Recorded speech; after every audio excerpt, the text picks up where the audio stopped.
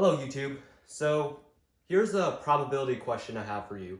So if you have n balls and you want to sort these n balls into n bins, then what is the expected number of empty bins given this information? So sorting n balls into n bins implies that some bins could be empty, some bins could have one ball, some bins could have multiple balls. So what's the expected number of empty bins? All right, so let's just get started. So let's say that you have n bins. So bin 1, bin 2, bin n. And then let's say you have ball 1. And then take some arbitrary bin I. Now, what are the chances that ball 1 is sorted into bin I? Well, obviously it's 1 over n because there's n different possibilities. There's only one bin I. Okay, so that's cool. Now what's the chances that ball 1 is not sorted into bin I? Well, it must be 1 minus 1 over n because, well, there are n minus 1 possibilities that are not bin I. There's only one that is bin I.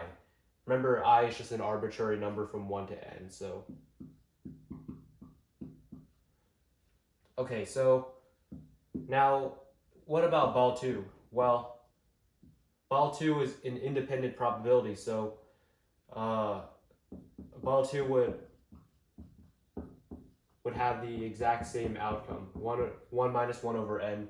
Or sorry, not same outcome. What I meant is ball 2 not being sorted into bin I has a probability of 1 minus 1 over n. And so this goes on for all the balls, since the balls going into bins are all independent events. So the chances of not a single ball getting into bin I, or in other words, all of the balls not being in bin I, is just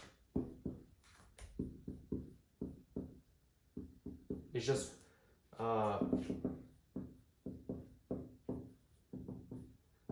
1 minus 1 over n to the n power, because independent probabilities multiply with each other.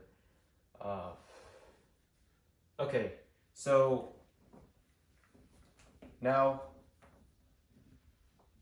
that we know that, we can pretty easily calculate the expected value, because the expected value is, or rather, probability is the formula for probability is just expected value divided by the number of possible outcomes.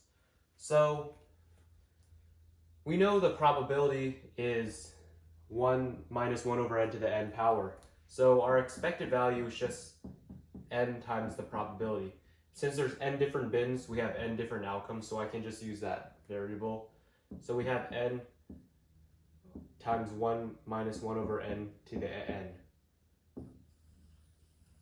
So the reason why this works is because probabilities and expected values can add linearly. So for example, we wanted to find the expected number of empty bins across n different bins. And so bin I had a probability, and in this case, expected value and probability are the same thing since there's only one outcome we're looking at. So bin I had a 1 minus 1 over n to the n expected value. So if we're going to just take the expected value across n different identical bins, then you would expect that you would just have n different 1 minus 1 over n to the n's.